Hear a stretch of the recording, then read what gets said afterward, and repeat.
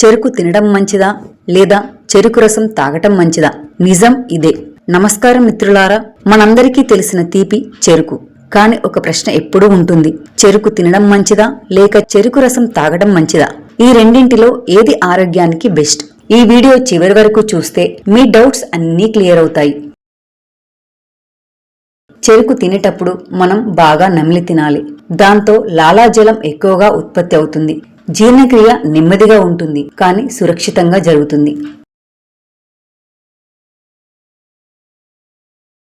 మరి చెరుకు తినడం వల్ల కలిగే లాభాలేంటో తెలుసుకుందాం. ఫైబర్ ఎక్కువగా అందుతుంది, మలబద్ధకం తగ్గుతుంది, నోటిలో బ్యాక్టీరియా తగ్గుతుంది, పళ్ళు దవడలకు వ్యాయామం లాంటిది.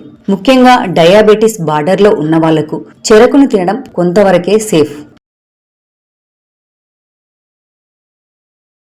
ఇప్పుడు చెరుకు రసం తాగడం గురించి మాట్లాడుకుందాం. చెరుకు రసం అంటే ఎనర్జీ బూస్టర్. శరీరానికి వెంటనే శక్తినిస్తుంది.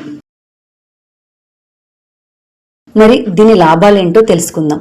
వేసవిలో డీహైడ్రేషన్ తగ్గిస్తుంది, లివర్ ఫంక్షన్ మెరుగుపడుతుంది, జాండీస్ టైంలో సహాయకంగా పనిచేస్తుంది, శరీరానికి మినరల్స్, యాంటీ ఆక్సిడెంట్స్ ఇస్తుంది. కానీ చెరుకు రసం త్వరగా రక్తంలో షుగర్ లెవెల్స్ ను పెంచుతుంది. బయట రోడ్ల పక్కన అమ్మే రసంలో హైజీన్ లోపం ఉండొచ్చు.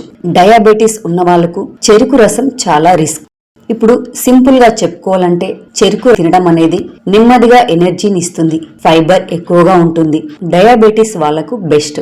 మరి చెరుకు రసం తాగటం అనేది వెంటనే శక్తినిస్తుంది, ఫైబర్ తక్కువ, షుగర్ ఎక్కువగా ఉంటుంది.